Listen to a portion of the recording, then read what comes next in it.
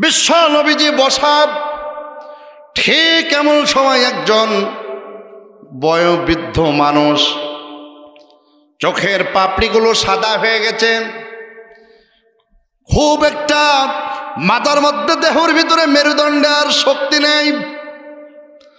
আল্লাহ নবীর দরবারে হাজির হয়ে গেলেন, এসে বললেন, ইয়া রাসূলুল্লাহ, হাবিবাল্লাহ, হুজুর, জীবনে এমন কোনো পাপ নেই যেই পাপ আমি করি নাই, জীবনে এমন কোনো অন্যায় নাই যেই অন্যায় আমি করি নাই।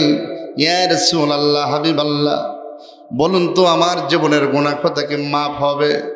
আল্লাহ নবীকে বললেন, ইয়া রাসূলুল্লাহ, শুধু তাই না, আমি এত বড় পাপী, আমি এত বড় পাপী, আমার পাপগুলো যদি গোটা পৃথিবীর মানুষের মাথার উপরে বন্টন করে দেওয়া হয়, তাম পৃথিবীর মানুষগুলো আল্লাহর আযাবে নিপতিত হবে। আল্লাহর নবীর কাছে বললেন, ওগো নবী, এখন বলুন আমার জীবনের গুনাহ মাফ হবে কিনা একটু বলুন। আল্লাহ নবী বললেন, ও সাহাবী, তুমি কি ঈমান এনেছো? লোকটি ডাক দিয়ে বলল, আমি পড়ে নিয়েছি, আশহাদু আল্লা ইলাহা ইল্লাল্লাহু ওয়াহদাহু লা শারীকা লাহু ওয়া আশহাদু আন্না মুহাম্মাদান আবদুহু ওয়া রাসূলুহু। আল্লাহ নবী বললেন, তুমি যদি এই সাক্ষ্য দিয়ে থাকো আল্লাহ ছাড়া কোনো ইলাহ নাই আর তার কোনো শরীক নেই, এই কথাও যদি সাক্ষী দাও মুহাম্মাদুর রাসূলুল্লাহ আল্লাহ রসুল ও বান্দা, এই সাক্ষী যদি তুমি দিতে পারো, আমার আল্লাহ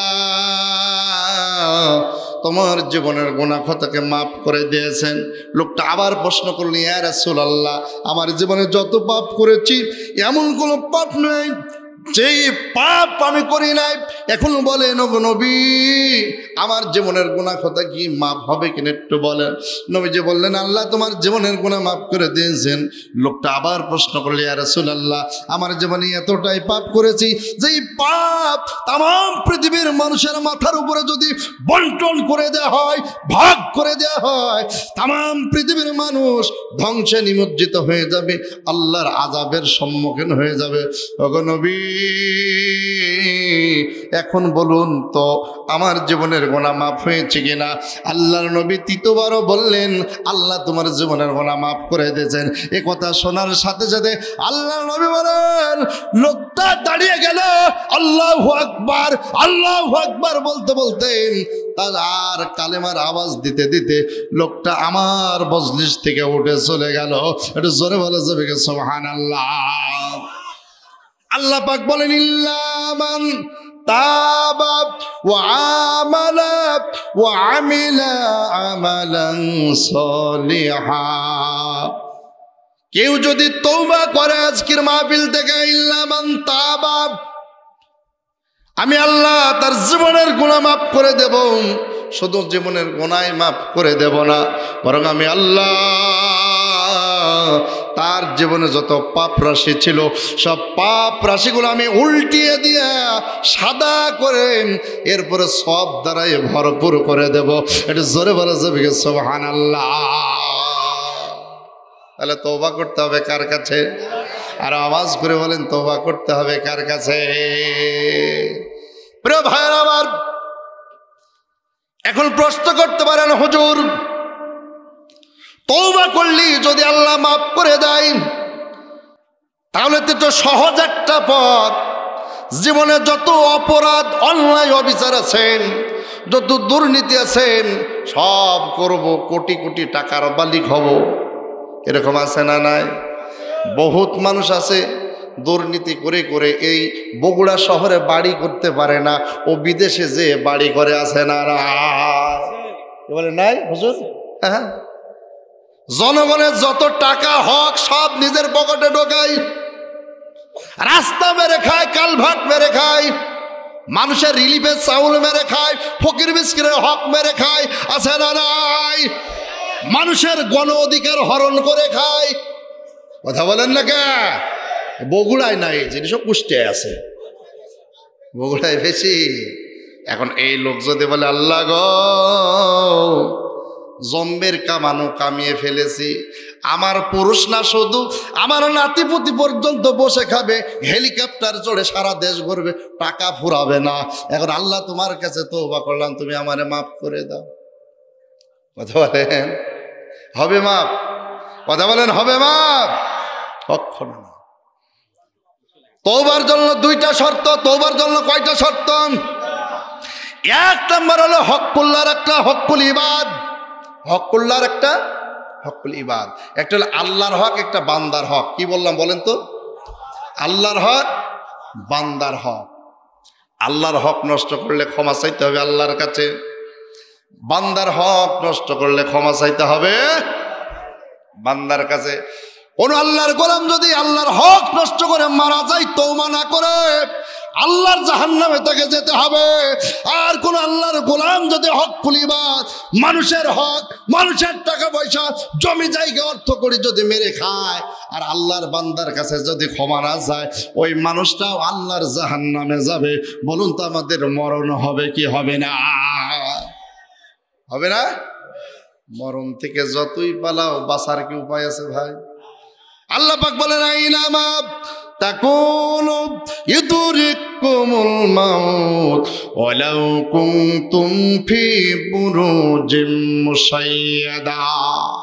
আল্লাহ ডাক দিয়ে বলেন, ও পৃথিবীর মানুষেরা, মরণ হলো আল্লাহর নবী, তিনি হলেন মানুষ, তিনি হলেন মরণশীল।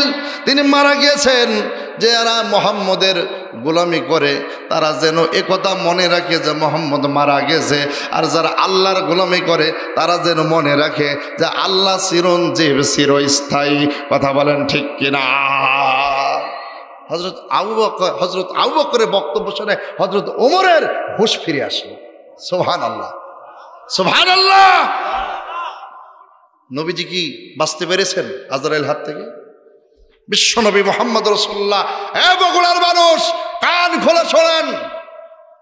আল্লাহর নবী যখন বিদায় হজের দিনে ভাষণ দিলেন, তারাকতু ফীকুম আমরাইন লাম তাদিল্লু মা তামাসসাকতুম বিহিমা কিতাবাল্লাহি সুন্নাত রাসূল। বিশ্বনবীজি বক্তব্য দিলেন, মক্কা থেকে মদিনায় চলে আসলেন, জ্বর এসে গেল, প্রচন্ড জ্বর, প্রচন্ড জ্বর। হযরত আয়েশা সিদ্দিকা রাদিয়াল্লাহু তাআলা আনহার কোলের পরে মাথা রেখে জ্বরে কাতরাচ্ছেন। হযরত আয়েশা রাদিয়াল্লাহু তাআলা আনহা মাথার উপরে পট্টি করে লাগিয়ে দিচ্ছেন, মাথা ধুইয়ে দিচ্ছেন, শরীর গা মুছিয়ে দিচ্ছেন। আল্লাহর নবী এতটাই অসুস্থ হয়ে পড়লেন, কখনো হুঁশ কখনো বেহুশ, কখনো হুঁশ কখনো বেহুশ। এশার আযান হয়ে গেল, বেলাল আযান দিয়ে দিলেন। সাহাবারা অপেক্ষমান কখন নবীজি আসবেন, এশার জামাত করবেন। কিন্তু নবীজি এতটাই অসুস্থ হয়ে পড়লেন, আল্লাহ নবী হুট যখন ফিরে এলেন, ডাক দিয়ে বললেন, হাল সাল্লাইতুম, আরে আয়েশা তোমরা কি নামাজ পড়েছো? আমার সাহাবীরা নামাজ পড়েছে। নবীজি বললেন, তোমরা কি নামাজ পড়েছো? হযরত আয়েশা বললেন, নাহনু মুনতাজিরুন, আমরা তো অপেক্ষমান। ওগো নবী, আপনি কখন সুস্থ হবেন? সাহাবারা তো অপেক্ষা করছে কখন আল্লাহ নবী আসবেন আর নবী ইমামতি করবেন। নবীজি বললেন, তাহলে আমারে ধরো, আমারে ধরো। নবীজিকে যখন ধরা হলো, আবার দাঁড়াতে গেলেন, মাথা ঘুরে পড়ে গেলেন, আবার মাথায় পানি দেওয়া হলো। নবীজি আবার কিছুক্ষণ পর হুঁশ আসলো। নবীজি বললেন, জামাত হয়ে গেছে কি? আল্লাহর পয়গম্বরের জবাবে বলা হলো, জামাত হয় নাই। ইয়া রাসূলুল্লাহ, আপনার অপেক্ষায় সাহাবারা অপেক্ষামান। নবীজি বললেন, তাহলে আমারে ধরো। নবীজিকে ধরা হলো। এরপরে নবীজি জামাতে যাওয়ার জন্য যখন উঠতে গেলেন, আবার মাথা ঘুরে পড়ে গেলেন। কিছুক্ষণ পর আবার হুঁশ আসলো। নবীজি বললেন, জামাত কি হয়ে গেছে কি? সাহাবারা বললেন, ইয়া রাসূলুল্লাহ, জামাত হয় না, আমরা সকল অপেক্ষামান। আপনি যখন যাবেন সেই পর্যন্ত আমরা দাঁড়িয়ে আছি। নবীজি বলেন, আমারে ধরো, আমারে উঠিয়ে দাও। আল্লাহ নবীকে যখন আবার ধরে বসাতে গেলেন, মাথা ঘুরে পড়ে গেলেন।